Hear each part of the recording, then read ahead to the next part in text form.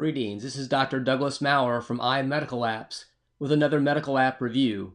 Today we're taking a look at a new app on evidence-based medicine, which is a clinical practice guideline app for the American College of Physicians. This app includes all of their active as well as prior, what they now call inactive clinical practice guidelines.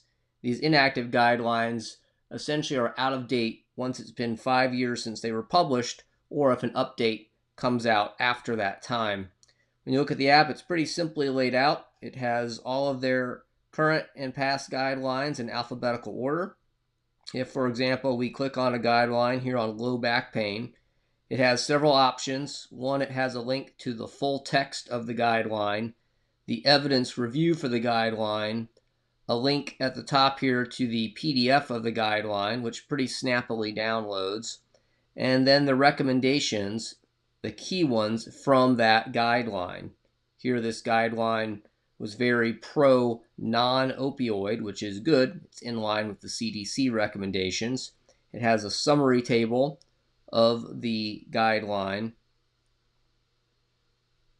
You can just navigate by clicking the home button to go back. Taking a look at another guideline, for example, here on hypertension. It also has links to the evidence review. These are on the Annals of Internal Medicine website.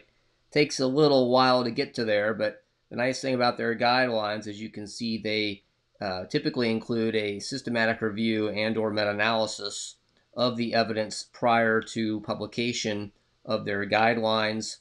Some include, again, summary tables. They also have that area that you saw there called high value care. You just swipe over and you can see the recommendations for that.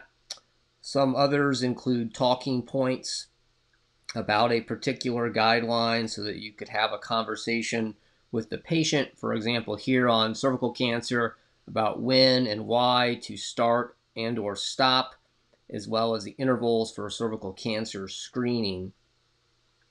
Coming back to the home page, pretty simple when it comes to settings, not a lot you can really change.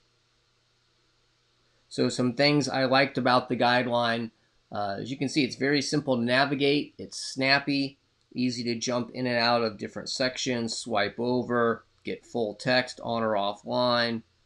You can share portions of the guideline or the app right from within using whichever method you'd like there, text or email.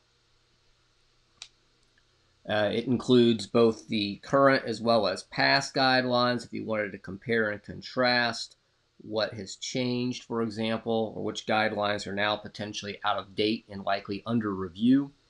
It's also available for Android, which is always nice to see. Some things I didn't like about the guideline, for example, these PDFs, too bad they're not embedded in the actual app itself. You have to link out to get those. Same thing with the website, but that's I can deal with that. It's just nice to have the PDFs built into the app.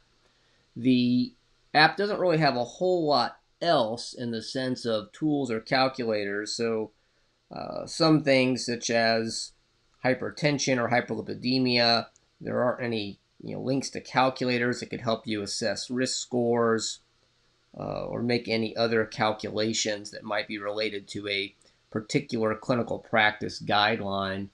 And the narrow focus, the fact these are just the ACP guidelines and not other organizations, may limit the applicability.